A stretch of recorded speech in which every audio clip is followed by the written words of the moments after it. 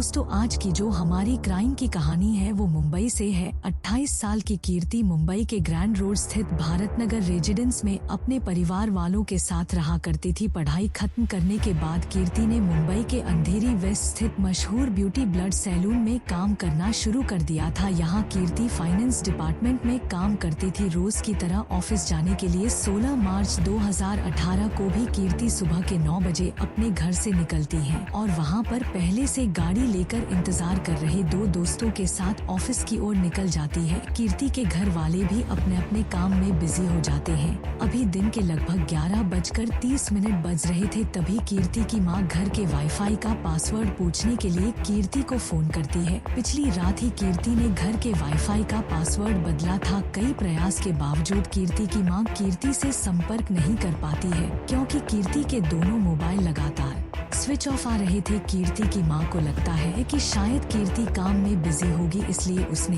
Mobile switch off कर लिया है। इसलिए वो भी कीर्ति को फोन करना छोड़ देती है और अपने काम में लग जाती है। अब शाम हो गई थी। कीर्ति के ऑफिस से वापस आने का समय हो चुका था, मगर वह समय पर ऑफिस से वापस नहीं आती है। जब समय कुछ ज्यादा हो जाता है तो परिवार वालों को कीर्ति की चिंता सताने लगती है और वह अब कीर्ति के ऑफिस में फोन करके कीर्ति के बारे में पता करते हैं। यहाँ से उन्हें चौंकाने वाला जवाब मिलता है। ऑफिस वाले बताते हैं कि आज तो कीर्ति काम पर आई ही नहीं है, बल्कि लगातार उसका मोबाइल भी स्विच ऑफ आ रहा है। इस जानकारी के बाद घर वाले बहुत ज्यादा परेशान हो जाते हैं और अब वह कीर्ति के कुछ करीबी दोस्तों से फोन करके कीर्ति के बारे में जानकारी लेने की कोशिश करने लगते हैं। लगभग सभी दोस्त यही जवाब देते हैं कि कीर्ति से आखिरी बार उनकी बात पिछली रात ही हुई थी। अब घर वाले परेशान होकर आसपास कीर्ति को ढूंढने निकल जाते हैं। काफी कोशिशों के बाद भी कीर्ति का कहीं अता पता नहीं चलता है। यहाँ तक कि पूरी रात बीत जाती है, मगर कीर्ति घर वापस नहीं आती। अगले दिन थक हार कर कीर्ति के घर वाले डीबी रोड पुलिस स्टेशन जाकर कीर्ति की गुमशुदगी की रिपोर्ट दर्ज करवाते हैं। मामला दर्ज करने के बाद पुलिस वाले कीर्ति के ऑफिस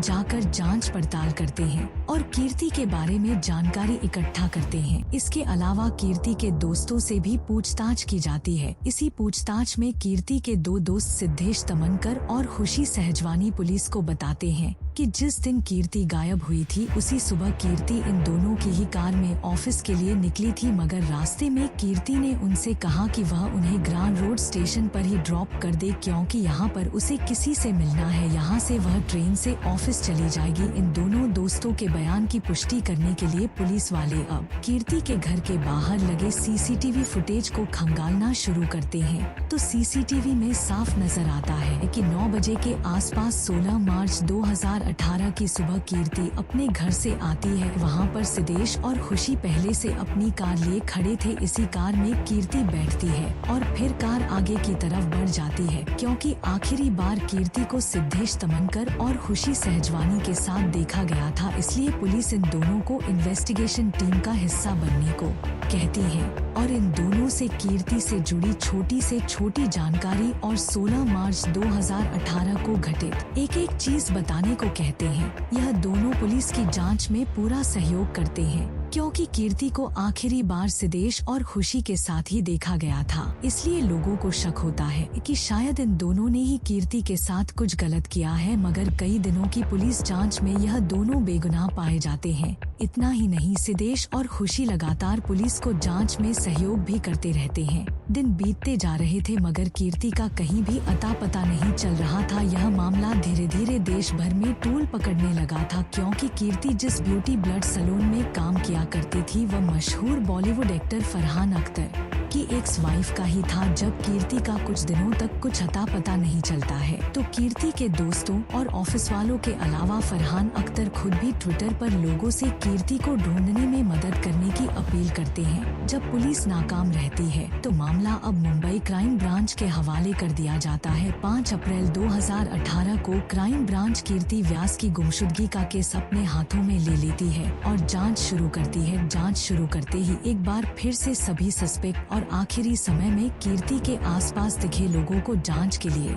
बुलाया जाता है और उन सभी से लंबी पूछताछ शुरू होती है। सीसीटीवी फुटेज के मुताबिक कीर्ति आखिरी बार सिद्धेश तमनकर और खुशी सहजवानी के साथ दिखी थी, इसलिए क्राइम ब्रांच की टीम भी इन दोनों को ही सस्पेक्ट मानते हुए अपनी जांच आगे बढ़ाती है। क्राइम ब्रांच के सामने भी सिद्धेश तमनकर और खुशी सहजवानी कहते हैं कि सुबह 9 बजे के आसपास इन दोनों ने अपनी कार में कीर्ति को लिफ्ट दी थी और वह उन्हें लेकर ऑफिस की तरफ बढ़ रहे थे, मगर ग्रांट रोड स्टेशन के करीब पहुंचकर कीर्ति कार से उतर गई थी। इस दावे की पुष्टि के लिए कीर्ति के घर के बाहर लगे सीसीटीवी फुटेज की जांच पहले ही हो चुकी थी, मगर जैसा कि इन दोनों ने कहा था कि उन्होंने कीर्ति को ग्रांट रोड स्टेशन के करीब ड्रॉप किया था, वहां के सीसीटीवी फुटेज की जांच पहले नहीं हुई थी, इसलिए क्राइम ब्रांच की ये टीम तत्काल ही स्टेशन के आसपास लगे सीसीटीवी फुटेज को खंगालना शुरू करते हैं। इसके अलावा सिद्धेश तमनकर और खुशी सहजवानी की कार में भी सीसीटीवी लगा हुआ था, उसके भी फुटेज की जांच शुरू होती है। यहाँ कुछ चौंका देने वाला खुलासा होता है, ना तो खुशी सिद्धेश और ना ही कीर्ति स्टेशन के आसपास या स्टेशन पर लगे किसी सीसीटीवी में कैद होती है और ना ही सिद्धेश तमनकर की कार में लगे सीसीटीवी से इन दोनों के 16 मार्च 2018 को इस स्टेशन की तरफ जाने की पुष्टि होती है। जब इस बारे में सिद्धेश और खुशी से पूछा जाता है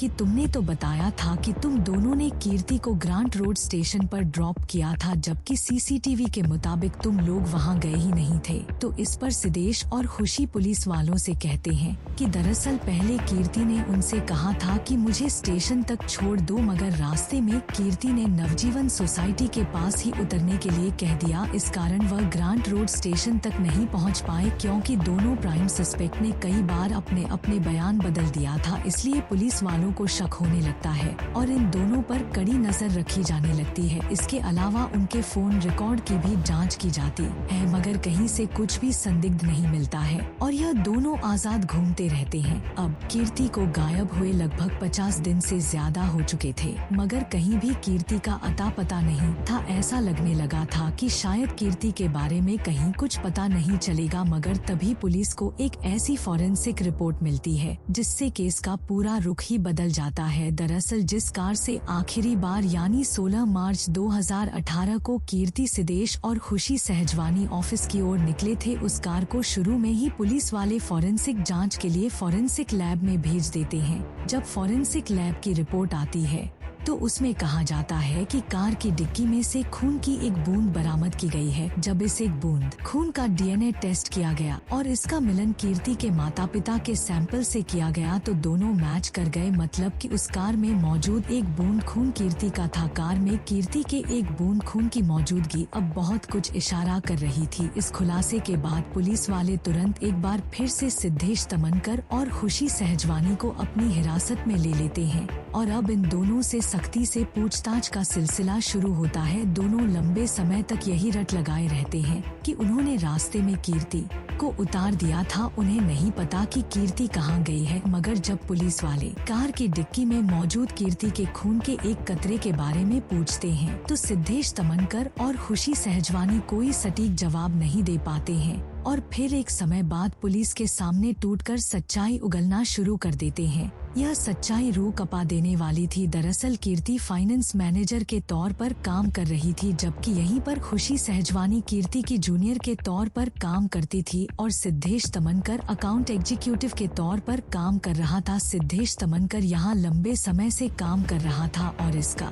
परफॉर्मेंस भी ठीक ठाक था, मगर पिछले कुछ महीनों से वह टारगेट अचीव करने में नाकाम हो रहा था। इसके अलावा उसके काम में भी लगातार गड़बड़ी आ रही थी। इस कारण कीर्ति सिद्धेश तमनकर को एक नोटिस जारी कर देती है और उसे कहती है कि 16 मार्च 2018 तक या तो अपना परफॉर्मेंस सुधार ले, नहीं तो उसकी नौकरी चली जाएगी। इस नोटिस के बारे में 28 साल का सिद्धेश तमनकर अपने साथ काम करने वाली 42 साल की खुशी सहजवानी को भी बताता है। दरअसल खुशी सहजवानी पहले से शादीशुदा थी, मगर ऑफिस में वो सिद्धेश तमनकर के साथ रिलेशनशिप में आ जाती है। जब कीर्ति सिद्धेश तमनकर को नोटिस जारी कर देती है तो खुशी को डर सताने लगता है कि अब सिद्धेश को कीर्ति नौकरी से निकाल देगी, क्योंकि मार्च महीने में भी सिद्धेश तमनकर अपना परफॉर्मेंस सुधारने में कामयाब नहीं हो सका था। अब यहीं पर खुशी सहजवानी और सिद्धेश तमनकर मिलकर एक खौफनाक प्लान बनाते हैं ताकि सिद्धेश की नौकरी बचाई जा सके। प्लान के मुताबिक यह दोनों कीर्ति को फोन करते हैं और कहते हैं कि आज तुम हम दोनों के साथ ही कार से ऑफिस तक चलो। पहले रोजाना कीर्ति ट्रेन से अपने ऑफिस जाया करती थी, मगर आज इन दोनों के कहने पर कीर्ति इन दोनों की इको स्पोर्ट्स कार में बैठ जाती है। कीर्ति के कार में बैठने के बाद यह दोनों कार को लेकर सुनसान इलाके में चले जाते हैं और रास्ते में कीर्ति से कहते हैं